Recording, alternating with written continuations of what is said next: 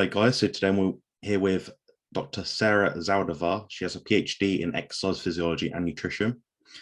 So she might have a rough idea of what she's talking about in regards to training and exercise in general. So I advise people here to listen carefully to what she has to say. So could you just talk about who you are, give me a general background and maybe how you got into the nutrition industry? Sure. First, thank you for having me, Jonathan, and thank you all for being with us today. So I wanted all my life to get lean and be free from food addictions and like restrict binge cycles. And so that led me down the path of becoming a nutritionist and a dietitian. So I did my bachelor's and my master's degrees both in nutrition and dietetics. And then I did my PhD in exercise physiology with a supporting field of nutrition and dietetics. And the whole thing, like the hospital internship, the licensed dietitian exams, I did everything like by the book, traditional, mainstream. And I started teaching at the University of Miami, exercise physiology and nutrition courses. I taught for the American College of Sports Medicine for years. I would throw their workshops where I would train students who wanted to become certified personal trainers with ACSM, or the American College of Sports Medicine, which is really the gold standard in exercise physiology. It's like the largest organization. It's actually also the hardest test to pass. There's a 60% pass rate the first time you take that exam. And so it was important for those students to take those workshops with me. And what else? I was, also certified personal trainer, also an exercise physiologist certified with ACSM, like all the fun stuff. I've been doing this for a long time. I do coaching now. I see clients and I teach at Miami-Dade College. I've taught for DeVry University previously, and like so many things in between. Worked on research at the University of Miami for years. So yeah, all the fun stuff. But now I guess if I want to say right now what I'm doing, I am focused on content creation as a YouTuber on social media, and just doing nutritional research, and not just nutritional research. Let's not box myself in. I do lifestyle, I do fashion, I do fun stuff, but I feel like I do a lot of sciencey stuff. I geek out a lot online. Yeah, it's nice to hear someone that's also passionate about the same thing that I am. There's not many of us out there, and I watch your videos and I think, God, that's a good idea for a video. Like a lot of things that you're coming up with, I'm thinking that was on my to-do list. You've already done it, so I could directly want to copy you there. But no, keep doing it. Trust me, because I see so many others also coming up with all kinds of topics, and I'm thinking the same way all day long. And so I don't like stop myself from filming a video just because somebody else filmed a video. Remember, we're in the minority in this field, especially talking about carnivore diets, low carb, keto. It's like we're so small in the overall narrative that we need all to keep sharing, even if it's the same message. The more of us share it, the better. I agree. Yeah. And sometimes you're sharing a message which might be the same as what someone else is saying, but you just put it across in a different way. And for example, I learn very well through Bart Kay's channel and Harry Sopanos. You've got to have a lot of patience sometimes for some of the videos because they are quite long in some instances. But for me, that works just fine, where some people will prefer a shorter 5-minute video. So I'm trying to bring across a mix of those. So I've got my interviews and my informative videos, and it seems like you're doing pretty much the same thing, which is good. It's brilliant. Yeah, you need both. I think that's fantastic that you're taking this approach. I remember thinking about it that short form content is great for width, and then long form content is good for depth. So with the short form content, you'll find a lot more people. I would say more on TikTok really than on YouTube. It doesn't seem like the YouTube shorts are being promoted more so than unless they're entertaining, but yeah, I think you're on the right track. And as your channel grows, you'll start seeing the better data analytics so that you can really devise a strategy. Yeah, that's good advice. I'm starting to look at that more and more, and I've only got about 30 videos up. By the end of probably next few weeks, I'll probably have about 40 odd. So yeah, I think by the time I get to maybe 100 or so, I'll be able to sort of say this video is good, this side of video isn't good. Exactly. I wanted to touch on your experience in the university in terms of like teaching. So people coming onto your course, your module, and saying, I want to learn from you. Tell me what I need to know. What are the things that might be misconceived, or what are the things that they already know? Like what are the key principles of around all that? So everybody thinks that I'm going to tell them to eat salads, right? Mm. Eat more fruits and veggies, eat the rainbow. And so everybody's always in a state of shock. But I've developed a strategy of communicating the message of a carnivore diet and going back to our species specific diet, whereby I lessen the blow gradually until I hit them with it. You see? So at the beginning, I don't right away jump into it, but I share with them how the American Heart Association was started by a grant from the PR arm of Procter and Gamble, because they wanted to increase their sales of cottonseed oil, which was a waste product of cotton production. They just wanted to widen the market. So I go there and I show them how before that nobody heard of the American Heart Association. Then all of a sudden they started promoting cottonseed oil as a healthier alternative than the competition, which was animal fats that everybody ate back when heart disease was almost unheard of. And so you can see how closely those large organizations work together, and why they have this wide influence. It's because they've accepted the money from those food companies, which gave them leverage, gave them influence and power. I also share with them the history of plant-based diets and how it really started with religion and the Seventh-day Adventist religious movement that really was based on the heads of the church who received visions from God. And according to her, she was somebody who thought, you shouldn't eat animals because animals are cute, and I get it, that's our natural instinct, right? Mm. But then she wanted to use the church as a vehicle to spread that message, and so she locked in on Genesis 1:29, which is a verse that talks about eating seeds and plant foods, completely ignoring the other verses in the Bible that say the opposite, right? That you're supposed to eat meat and you can't. So just, cherry picking that information and those verses and spreading it as a main message of the Seventh-day Adventist movement, and how one of the earlier members of that church, she was a high-ranking member, Lena F. Cooper. She was the head dietitian of the church's hospital, the Battle Creek Sanitarium. And so the head dietitian goes on and co-founds the American Dietetic Association. That's how the American Dietetic Association started, with a very serious flaw and bias towards a vegetarian diet based on religion, based on zero science and fully based on religion.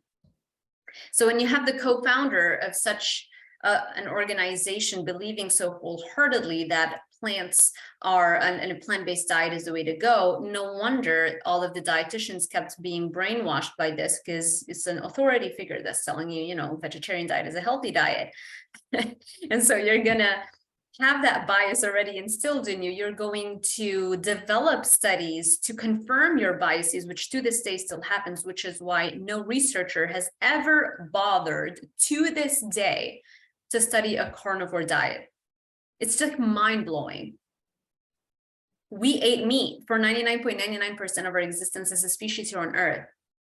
How can no researcher on the planet bother to hypothesize maybe going back to our ancestral diet might be a good idea? Isn't that mind-blowing to you? Yeah, I mean, I find it shocking, really, because I could go outside right now, walk to the shops, and ask 100 people, what are we meant to eat? what the media and the governments will promote is 5 fruit and veg a day, cut down on red meat, reduce your sugar intake, all this sort of thing. Meanwhile, they're promoting sugar intake. If you And go to a everybody's getting supermarket, overweight. Yes. if you go into a supermarket, like there's so much processed and packaged food, which by default has to have sugar in it to keep it shelf stable. And it's quite astonishing. Then, like you just said about our ancestry, the idea that we're eating meat just seems so unappealing to people. And the reality is our hunger cues are just so messed up, and people maybe don't want to admit that because they get the dopamine rush from the sugar and they just want to keep having at it, sort of thing, which is quite amazing. It's an Um, addiction too, it's also kind of nursing your addiction and not wanting to deal with it. Because if you realize that you're supposed to eat only meat, that means you're going to have to cut out foods you're so heavily addicted to, which are the carbohydrates. So Definitely. that presents a problem. Yeah, it's very hard to tackle addiction for people. They say it's more addictive than cocaine and things like that, and it's evident when you look at people's shopping trolleys. Nearly everyone I see has packets of like biscuits, so like the cookies, packets of crisps, potato chips. We've got different names for everything over there, Right. but yeah, Yeah. it's crazy really, and everyone's got a bag of sweets and Yeah. a treat cupboard and a treat drawer, and Yeah. that's the norm. Yeah. We need And to we need to everybody be social. around you is equally addicted. And so it becomes the norm. And so it becomes just what you do. And if you don't do that, then you're the one that's the outlier. So when people are demanding studies on a carnivore diet and things in that sort of space online, you think, like you said, 99% plus of our ancestry is on a carnivorous based diet at least, and it's only in Yeah. recent years we've been eating anything else. Yeah. I feel like the onus of delivering the truth and the facts is on the plant-based community to dispel us as being ones with the myths. But That. they'll say, Mediterranean diet, the epidemiology, the blue zones, there's a hierarchy of evidence and people do not critically analyze that evidence. So Yeah. all we have to draw from is the very few or limited studies we do have, might be on a ketogenic diet, or just listen to people like you, myself, millions of people that have done their testimonies online on the carnivore diet and say, yeah, there's something to be said here. These are real people giving their real results and they're spending the time because they're so sick of seeing other people and themselves unwell. They just get so fed up with that. And I'm the same and you're just the same. So Yeah. we have to cross-pollinate our ideas and get the message out. And I think that's basically what I'm trying to do with a lot of my interviews at the moment. Yeah, I'm so happy that our community is growing and you have more YouTube channels. I'm so happy you started that YouTube channel. I already told you. So we need more people in this field to spread the message because we're like the minority at the moment. Yeah, I hope that it evolves into something bigger and better than what the keto diet has become, because the carnivore diet does focus on whole foods that are animal based. Ketogenic diet, it can be anything you want it to be as long as your fat's above 65%.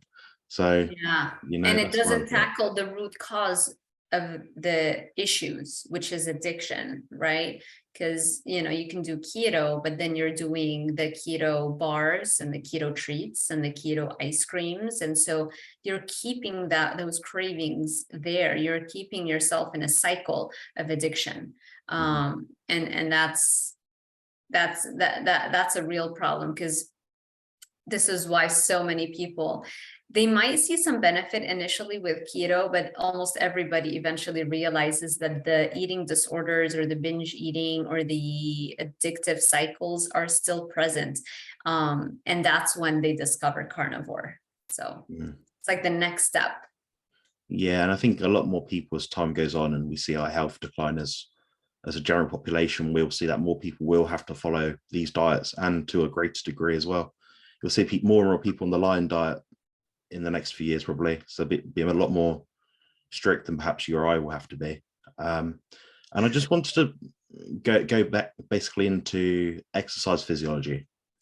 So what are the key points you'd make to someone who's attending your lectures they're trying to build muscle to extend their longevity, what are the, maybe give 2 or 3 ideas that are just critical for muscle gains? Yeah, so there is a very close relationship and a positive association between how much muscle you have and how long you're going to live. So the more muscle you have in your frame, the longer you are going to live.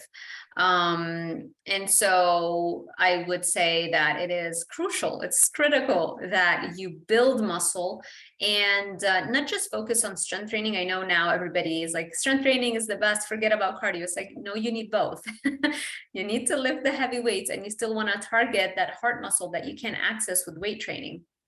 And you still want to do your sprints. It doesn't mean that you have to do cardio every single day, but you do want to do your sprints at least twice a week. So I do running. I'm an athlete, so I love to run. I do have literally my treadmill is here in my office. You can't see it, it's on my side. I've seen it, yeah. You've seen it, right? It's on Instagram every day, like on repeat. Every day I love to run. It's time for me to just catch up on podcast interviews, and at the same time train my heart muscle, my cardiovascular system. And that's actually very helpful if you're trying to break an addiction. Because if you say, okay, I'm going to stop eating carbs and sugar and just go on a carnivore diet, but then you're sitting all day long, your brain isn't releasing the dopamine it's supposed to release.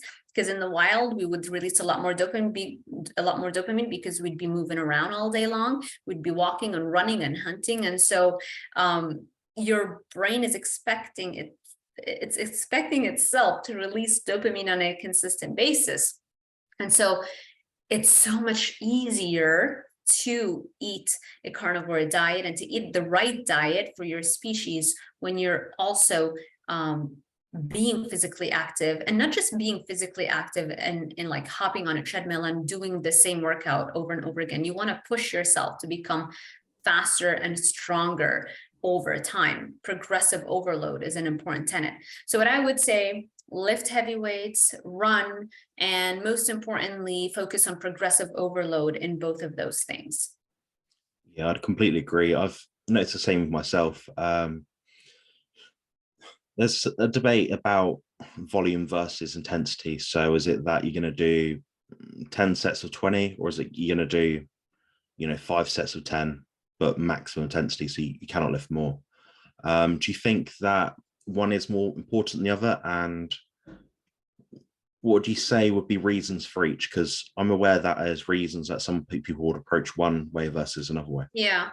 So if you're a beginner, I'd focus more on volume as opposed to training very close to failure, because as a beginner, your technique might not be that great. So your chances of injury might be higher if you're lifting the heaviest at failure, and with your technique not being that fantastic at the beginning. So as a beginner, I'd say focus more on volume, while at the same time, like when I'm talking volume, I'm not saying there's no intensity there. There is intensity, and you want to keep increasing the intensity, but you're not lifting let's say at the 4 or 6 rep range or lower than that as a beginner. I'd rather you start at 8 to 12, maybe even 15. Between 8 and 15 would be good for a beginner.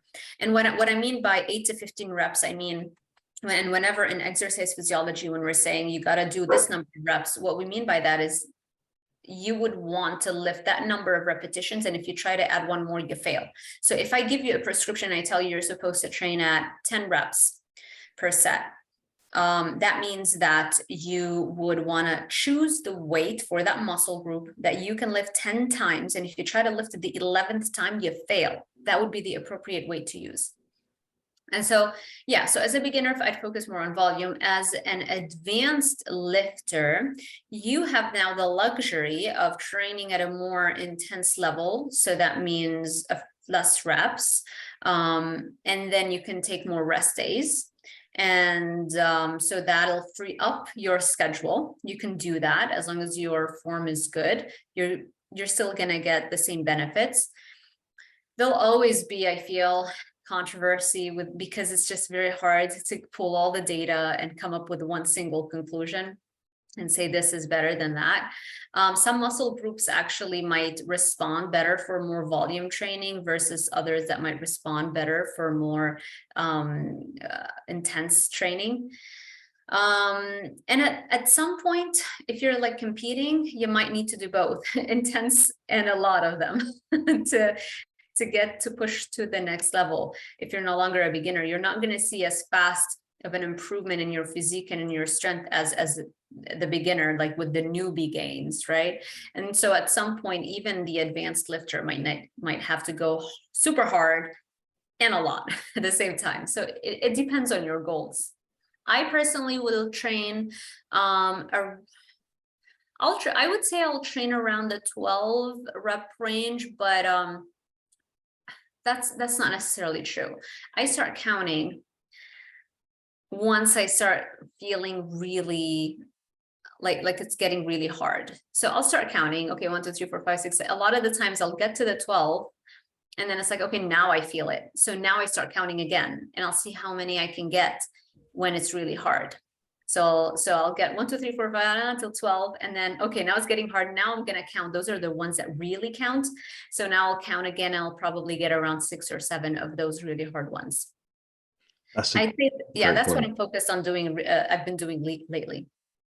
Yeah, so for anyone that doesn't know that's watching this, I've been training for about 14 years, and I've come to basically the same conclusion as Dr. Zaldivar. It seems that at least people that I'm coaching, my clients, some are beginners, they seem to benefit from doing the volume, but with a little bit less intensity. Like Sarah said, it's not none, but it's a little bit less. I'll rather than focus on the techniques, they can get the muscle activation. So as time goes on, when they are more capable and they've got more tools in their toolbox, they have an understanding of how to train intensity. How they can activate the muscle maximally under load. And that's what the critical thing is here, that people just miss. And you stated rightly, if you're to say to someone, you do 10 reps and the studies say, 10 reps, it means you're doing 10 reps. The 11th is not possible. And that's the thing that people miss. And I used to do it myself. I used to train 12 to 15 reps. I might get 15 and think, I've done well, I've topped out that set. The reality is I could have done 20 if I pushed it.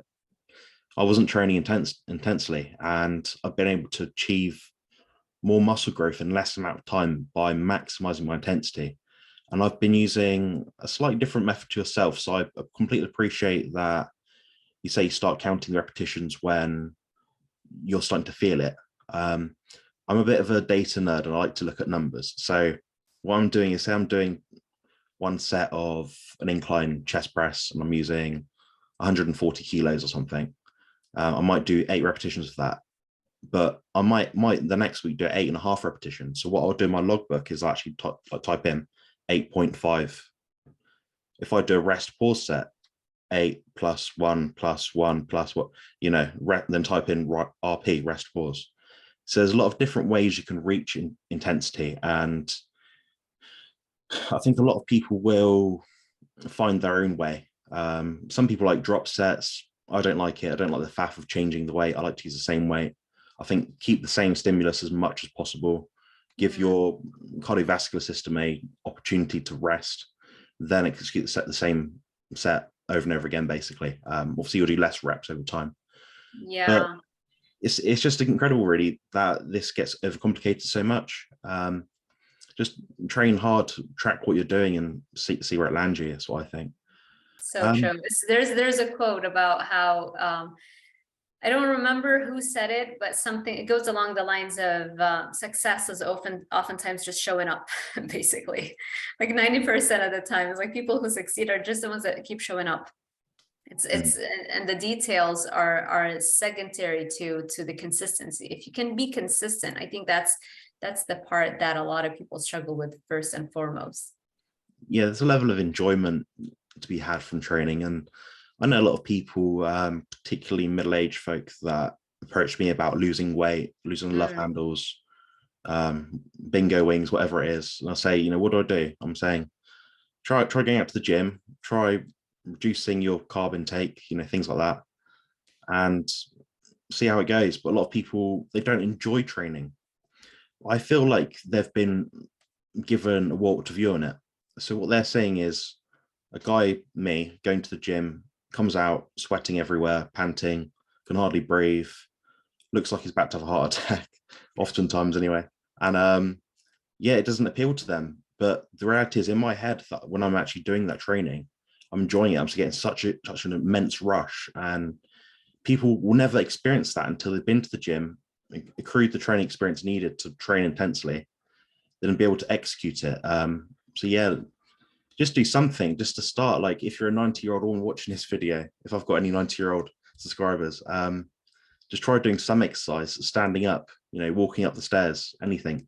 It's going to be better than nothing, I think, anyway. That's true. There's something called the exposure effect as well, which is the more you do something, even if at first you hate it, eventually at least you become numb to it, and eventually you start liking it. They use that in marketing a lot. Like it might be the worst ad and you hate it, but they keep showing it to you over and over and over again, and eventually you start singing along to the song. Mm. So it's a real psychological thing. Like in psychology and marketing, it's known, the exposure effect. And for me, I started, I remember I would do the Cindy Crawford VHS like workouts, like an hour-long workouts that my mom had bought her workouts. And so I would like literally wake up at 5 o'clock in the morning. I do a full workout before I go to school. And so that trains you from a very young age to enjoy it. Now, my motivation was to lose weight. That's why I started doing it. But eventually now I do it just for its own enjoyment and for the benefits I gain from it: anti-aging, living longer, the dopamine regulation, just the ability to reset your baseline level of mood and dopamine to a higher standard, a higher baseline. I think that's, you can't put a value on that. That's huge. I agree. Yeah. I used to do something similar. So when I was granted very young, I was probably about 14 years old or something. I'd go out the house when it was about 9, 10 o'clock at night. I'd walk down to the cliff tops. I used to live, near the seafront sort of thing. And I'd run between the lampposts over and over again. And I'd time myself on my little brick Sagem 220X mobile phone. It wasn't very accurate, but it was the best I could do at the time. What was your motivation to do that? I've always been extremely competitive, and that's been mostly in sporting endeavors, things like that. It seems I've been quite fortunate in a way that my brother and dad were very sporting individuals. They loved it. So they loved me doing it as well. And I just wanted to beat everyone. A lot of men won't say that. They'll say, I want to take part and just do my best. No, I want to beat everyone. And people will think that's a bit of a strange attitude to have, but the reality is we all want to be an alpha male, and no one really wants to be a beta sort of thing. People want to be the best that they can be.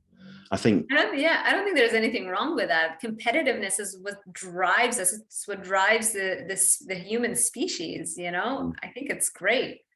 Completely, yeah. So back to my story. Yes, I'd do that for months on end. And I'd win sports day by about, I was doing a 100-meter sprint, and I'd win by about 20 odd meters. And it is quite, obvious really when you look at me going each night to do my training versus everyone else who is just ordering in pizzas and takeaways and doing things like that. So really what I end up doing with my clients is work with them on tying their fitness prescription or goals with a higher purpose. And I really push them to start companies, to follow their dreams, to have a bigger goal. And sometimes it's as simple as pushing them to start a YouTube channel. It can be so inspiring, because if you're, let's say, a stay-at-home mom, your kids are already grown, and so you don't really have too many things going on right now in your life for you. And so you end up doing what everybody else asks you to do. You help your hubby with his business, you help your children with their things, even though they're adults now. And so That's a great scenario right there. Why don't you start your own YouTube channel, start creating your own money? You can make a ton of money by growing a brand, by doing something you're passionate about. And so that can be a great motivator to get fitter and healthier, so that maybe you want to do a fitness channel, fitness related content, or whatever it is, can really change the psyche, and give that person that fire, that drive that is necessary, to be able to eat differently than most people around you and train differently than most people around you. Yeah, completely. And I have the same approach with my clients. It's not so much you just give them a nutrition and diet plan, you end up giving them coaching on loads of other aspects. And it's not like I'm coming at it from a point of view that I know better than they do, but sometimes you just need a bit of guidance and a bit of support to help you achieve your goals. And oftentimes all these things are interlinked. It's not just so much just diet and training, it can be your well-being, so your social life. How does it all fit together? Because the reality is, if I'm having someone do a training and diet plan that they cannot complete, they're not going to sustain it for very long. It has to fit in with everything else they're doing, and you really have to be very holistic about the whole approach in regards to training. Yeah. Yeah, because they already know that cake is not good. They already know maybe carbs aren't the best idea, right? So they're not coming for you for that. They're coming for you. They're coming not for you. They're coming to you for more of like accountability and mindset and psychology behind the ability to stick to the diet and exercise plan. And of course, they still need your expertise with like the technicalities of the exercise prescription, all that kind of stuff. That's still important. But I think a lot of the times clients come to us because they realize that it's way more than just that. It's more of the mindset that really comes into play, and how we can help them with that. Yeah, completely. I mean, I wanted to ask is about your clients. They're coming to you for nutrition, training advice, plans, whatever it is. What do you notice amongst a lot of them? So are there a particular sort of group, particular consumers? What ideas do they have about diet and training before Yeah. approaching you? For the most part, I get the people who have struggled and yo-yo dieted their whole lives, and then they're like at their wits' ends, and it's trust me, like nobody wants to go see the carnivore doctor on the first diet attempt. It's like, no, they want to have the oatmeal, the fun stuff, the salads with the colors and the sugary dressing on top. So everybody tries that first. And so it's only after they realize that that doesn't work over and over and over and over again, eventually they're like, okay, fine, let's see what's the deal with going keto or going carnivore. And that's when they usually come to me. It's really kind of like the last attempt, or like the last resort. So I see a lot of complicated and complex cases, more so than just weight loss. I do have the weight loss, and that's great and fun also for me, because those are like so easy, to get it all together, and we start seeing the results very quickly. But I do see a lot of complex cases as well, and that's when I need to do the work of the body composition results, wanting to get to that, but at the same time, making sure their autoimmune symptoms are resolving. Because if you can't walk a mile without being bedridden for a day, how are you going to improve your body composition, right? There is some level of physical activity that needs to happen. Like there's a basic amount that needs to happen. So yeah, I see the complex cases, and I see the strictly body composition cases, and I think, yeah, a lot of my clients will have struggled with binge eating disorders, and it all boils down to addiction, really, just food addiction, and this addiction to carbohydrates. And I don't think people realize just how addictive carbs are. And when I'm not just talking sugars, I'm talking all carbs, like that slice of bread, that popcorn bowl. All of those can kickstart a series of cravings and cycles that people struggle to get out of. And I feel like the vast majority of the population is in that cycle, but because it is so ubiquitous, nobody appreciates how serious it is because everybody has it, so it must be normal, right?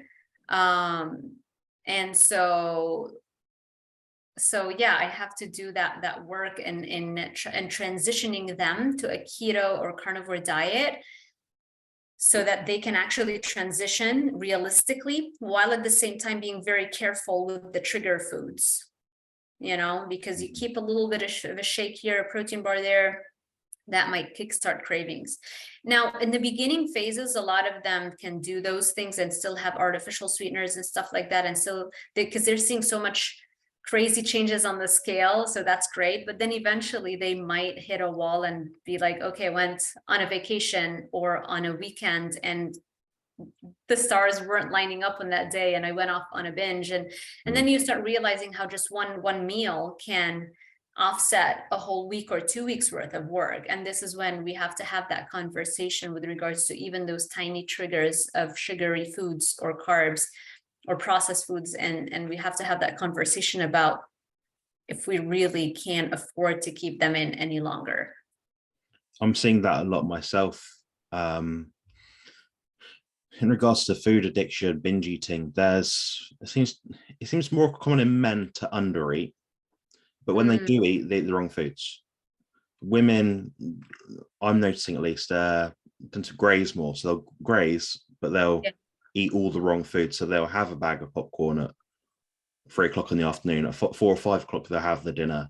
Then at 7, they'll have a chocolate bar or something, or a packet of crisps. And they don't realize that they're doing it, but they're eating so much processed food. And when you get your hunger cues nailed down, you don't really need to worry too much about how much you're eating, because your body will tell you if you let it and if you listen to it. And that's something which people have been missing for years. As processed food intake has gone up drastically over the last 50, 60 years, we've just seen an epidemic of poor health and poor nutrition choices and attitudes. I think you could probably agree with that. Yeah. Oh, obviously, yeah. I mean, you just look around you. I don't know how it is in the UK. I'm sure it's bad too, but in the States, it's horrendous, the situation. Everybody is overweight and or obese. 80% of our population, and those 20% that remain that you can't tell they're overweight or obese, it doesn't mean that they're healthy. They're equally as addicted. It's just their addictions end up causing them things like autoimmune diseases and depression, anxiety, skin diseases. So everybody's affected. It's crazy. It's crazy, the world we're living in. This is like the number one threat to our species. And I don't see a level of urgency to deal with it because there's so much money at stake, and there are so many companies making tons and tons and tons of money, convincing you that what they're producing is food when it's not. Have you seen the film WALL-E? No. Oh, the one where they're on the robot.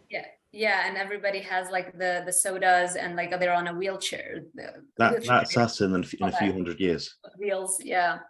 I've read the synopsis.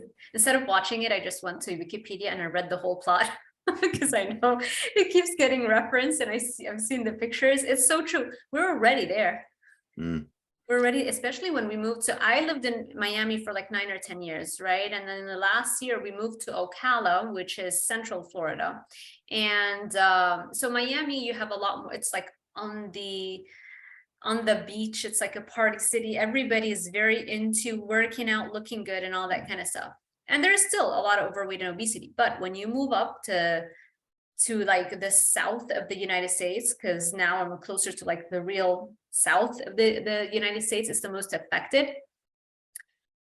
It's crazy. I mean, you go to the grocery store and like, if you look around you, it would be shocking to see somebody who is in shape. It's like, wow, one person who's in shape, like you never see that here in Ocala, So I don't know how it is. How is it in the UK? Can I say England? Should I say England or the UK? If you ask an English person, they want you to say England. If it's an English person, they want me to say England. If it's anywhere else, they'll just say UK or, yeah. Okay. So let's just stay on the safe side. England. How is it in England right now? I'd say we're probably a few years behind you guys. There is still probably, I don't want to quote numbers here, but a good proportion of the population is overweight or obese. And the funny thing is, people don't even realize it and they don't know it. I might ask my friends, people that aren't gym people, I might say, do you think, XYZ person is overweight? No, they're pretty normal to me, they're fine. I'm like, I mean, they don't exercise or anything, but their BMI is probably something like 30 odd. And I'm like, that's not going to be very sustainable.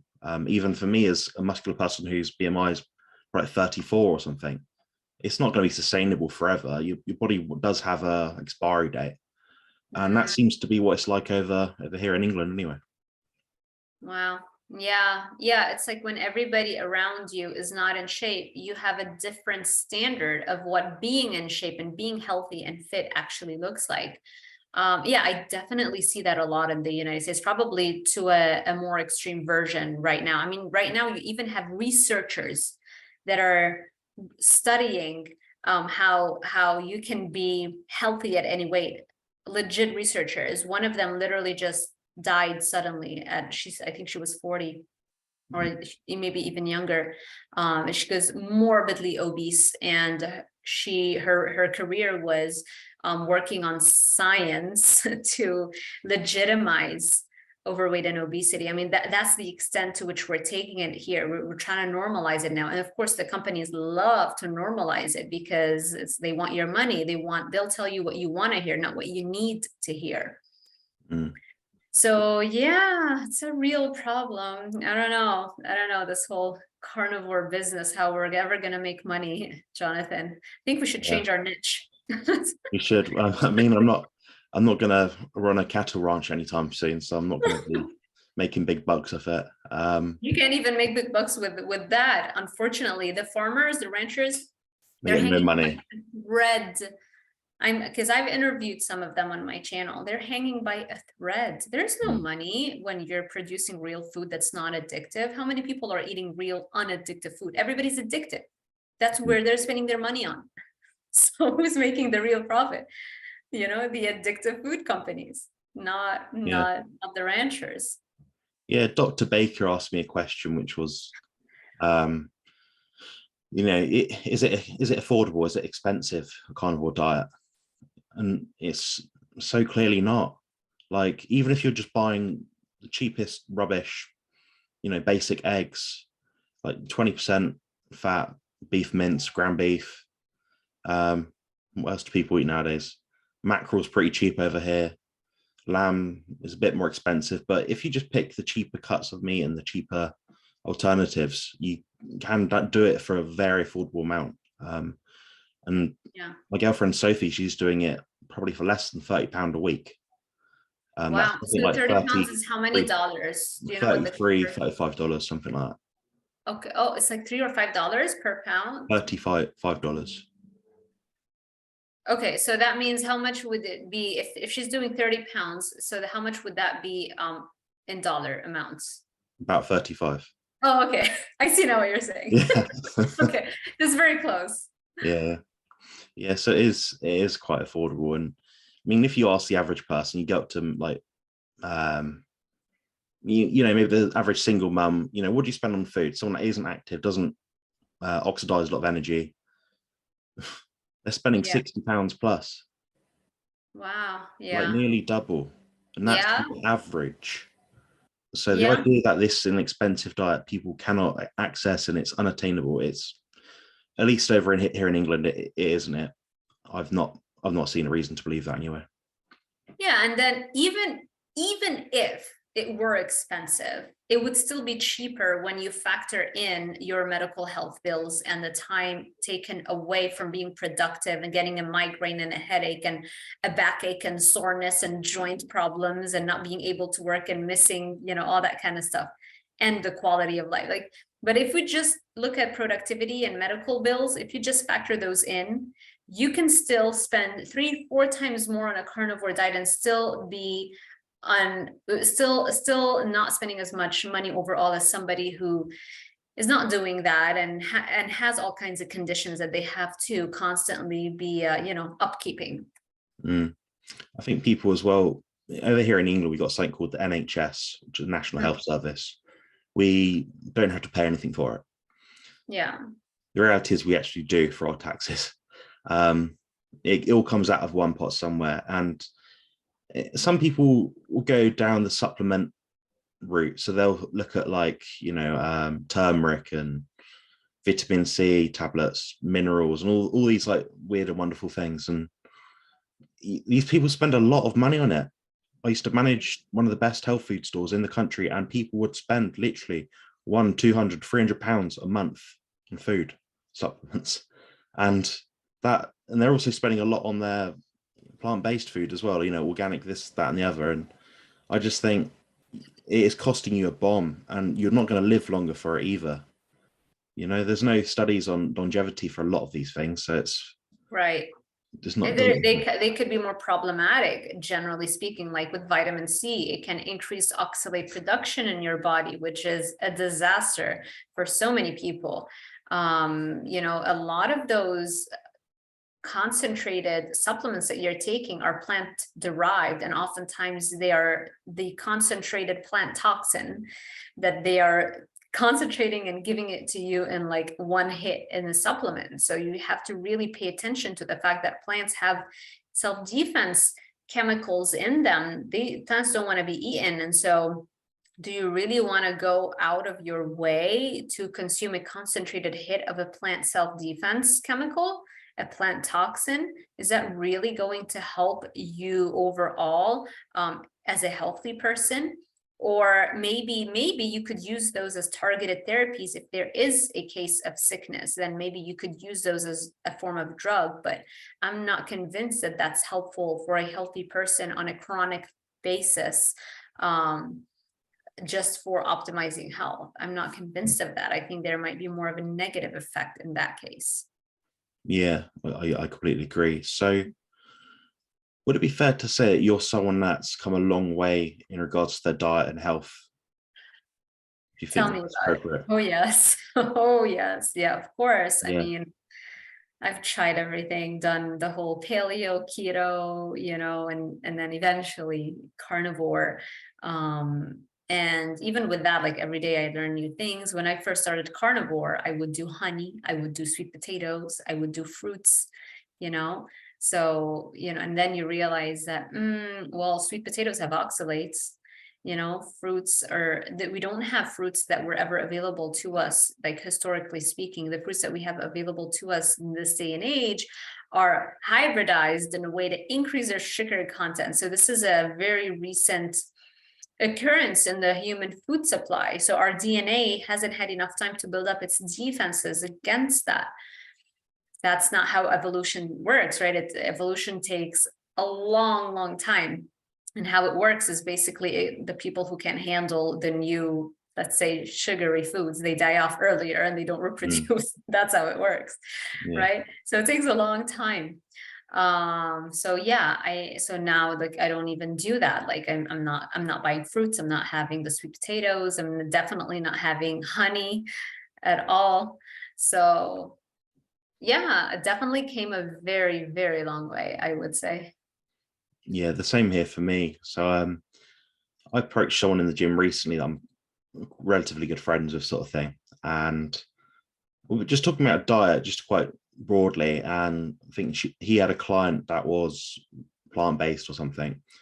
I didn't say anything about it. I just, listened into what she had to say. Then he said, yeah, so I'm doing this diet and I'm eating, quite a bit of lean meat, this, that, and the other. And I've started to add in more vegetables recently, and it seems to have really helped me. I'm looking at him thinking, you're going to find a rude awakening very soon, or at some point in the future. And what his I didn't argue with him because I'm not a rude sort of person. Ultimately, people are going to do what they're going to do. Yeah. But Yeah, you're not going to convince them in one I mean, you might, but oftentimes if it's unsolicited advice, it doesn't really make any impact. Yeah, his rationale was basically, well, we're all very different and it works for me. I said to him, I tried to sort of take my mouth shut and not say anything, but it just slipped out. I said to him, I think we're nearly identically built biologically. Our evolution has dictated that explicitly. The fact that you seem to be thriving on vegetables and fruits and things, and I seem to be thriving on the complete omittance of them, on probably 99.9% of occasions. I've Yeah. had time to believe that, you know. Yeah, it's I'm sure compared to whatever his diet was before, any improvement is gonna make you feel good in the short term, right? Because if you've been eating, pizzas and burgers and whatever you wanted, and then now you're eating more whole foods that don't have as many addictive things in them, or as many calorie dense combinations of fat and of sugar at the same time, you're gonna feel better. The problem is that as you age, your defenses against those plant toxins start to weaken and weaken and weaken. And this is how, you at 40, 50, or 60, you're all of a sudden diagnosed with an autoimmune disease. And you're like, how did that happen? I've been working out, I've been eating my salads, I'm doing everything I was told to do. That's how it happens, you see? And it's funny how we don't look at lions or dogs or cats and say, I wonder if this particular lion has a different diet that works for them than this other lion. You're like, we never say that for any animal on the planet. We know what animals are supposed to eat. This is the diet of this animal. This is the diet of that animal. And they all eat the same thing, right? Our dogs are carnivores. When you give them a carnivore diet, they don't get the cancers, they don't get the diseases that, a dog that's given kibble or grain-fed foods develops. So it's funny how only in humans, it's all different. Every person might have a different diet that works for them. And it's marketing. And this is what the food companies would love for you to believe, because that's how they can sell their products. It's like, for you, plant-based might work better. And so here are all of our plant-based options. Yeah, it seems that way when you look at it broadly like that. And even when you go into depth about it, it seems like there's just a way they can market it to appeal to everyone. But what I think personally is that we all have our own individual biologically dictated expiration date. So I'm 27 years old. I've noticed that increasing my fruit and vegetable intake in the past would be detrimental at that young age. But then there's going to be people like, I'm trying to think. So my brother, he might be completely fine until he's 70, 80 years old. Yeah. It's his individual biology. Yeah. He'll be able to tolerate it a lot better than I can. Yeah. But like Rich Roll, you've heard of, right? Like he's been able to sustain a vegan diet for a very long time. But now recently, he came out and said that he's having debilitating back pain, joint pain, and he can no longer participate in all of those long duration cardiovascular, like the triathlons and whatever he used to do. So he can no longer do that. And I'm sure he's been struggling for even longer than that, until finally he had to come out publicly and say it, because he's a public figure and he's doing podcasts all the time. So you can't really not share that with your audience. So, but he lasted a long time on a vegan diet. But of course, I'm sure he was very well supplemented. He's very smart about those things. So he knows what he's doing. So he lasted a long time. Most people don't last on a vegan diet as long as he does. So yeah, like you said, we have that genetic factor that determines your level of defenses. Some people's defenses are non-existent. Some people have a very strong defense where they can tolerate those plant toxins for far longer than somebody else. But almost everybody, as we age, almost everybody loses a lot of those defenses. Completely, yeah. And touching on like protein and stuff and aging, we've got some, I'd say, relatively new research that says we need more protein as we get older, because it's almost like our protein synthesis pathways are down regulated as we get older. So we need more leucine, which is an amino acid in protein, to stimulate protein synthesis. It's actually, we need more meat as we get older, not less. Exactly. You're filling your diet full of fruit and veg, you're not going to be able to put the protein in, which you need. No, even if you're young, you're going to struggle to obtain optimal protein from a plant-based diet, let alone as you age. Yeah, the protein is very anabolic. So the more protein you eat, the more you stimulate the body to hang on to your protein and to your muscles and to synthesize new muscle. And so people wildly underestimate how much protein and meat they should be consuming. Even within carnivore, I feel like there's also a wild underestimation of how much you really should be eating. Mm. So before we wrap this up, I wanted to ask, what is the one thing you wish you knew sooner? So take it back to, well, you weren't a doctor at the time, but you're opening Sarah, up old wounds. say I Sarah when she was 20. I never went to school to become a dietitian. It was a waste of time and money and effort.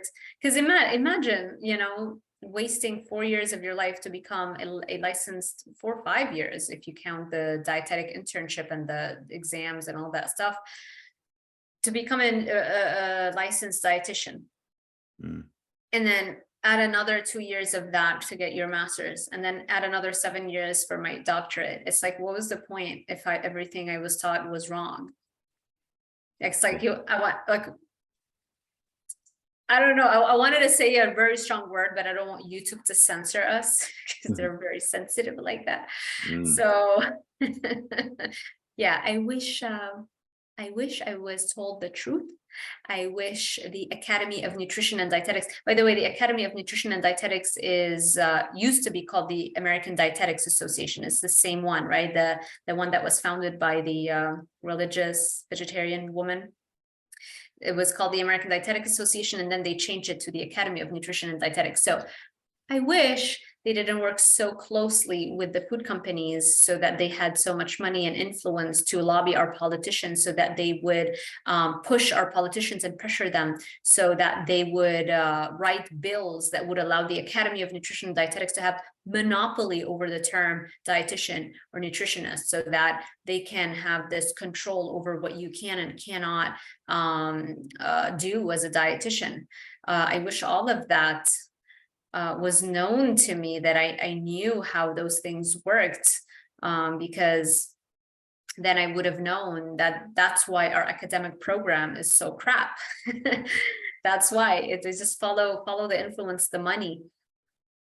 So yeah, I wish I knew all those things. I probably would have had a completely different career trajectory, but it's okay. You know, we're still here, and it's not too late. We're young, and it's good. Yeah, I recommend anyone that doesn't know about Sarah already to look at her backstory. It's very interesting. There's a few articles online about it, and it's worth reading into, I think. Thank you. Thank you. Yeah, don't let me say it here, because I don't want to start crying. Just, I'm aware, yeah, yeah. I'm sensitive about a lot of things as well, and some Thank you. things in the past I think about and think, don't ask me a question on that. I just hope it doesn't come up. Yeah, Thankfully so far it hasn't. it will. I've broken down in a couple of interviews already, so it's gonna happen. But you know, eventually you'll. I think once you do it like once or twice, like you might not even expect yourself to break down, but then once it happens, I feel like it's easier the next time you talk about it. It's like if you've already aired it out once, I feel like the second time you're more comfortable sharing it without breaking down. That's been my experience. Yeah, I think the same. Yeah. I don't go down that road. You don't, I can't avoid it. you don't want us to have footage of you breaking down on the internet. Oh God, I'll never be able to live with that. God. That's funny. I get it. Anyway, thank you very much for your time. I'll link your channel below. If people want to find you, how else can they find you? Yeah, so I do have my website, drsarahzaldivar.com /shop if you want to check out my coaching packages. It's very easy to find me on social media. So YouTube, Dr. Sarah Zaldivar, Sarah with an H, Zaldivar, Zaldivar. And so I'm very active on YouTube. I'm very active on Instagram. Also, my Instagram handle is at drdr.sarah with an H Zaldivar. So dr.sarah.zaldivar. And all of the other social media platforms I do have, but I don't have the time to update them all right now. Eventually they will be updated as I grow and I can, hire more help. But for now, it's mainly, I would say, YouTube, Instagram, and Facebook, and my website. Brilliant. Thank you very much. Thank you so much, Jonathan.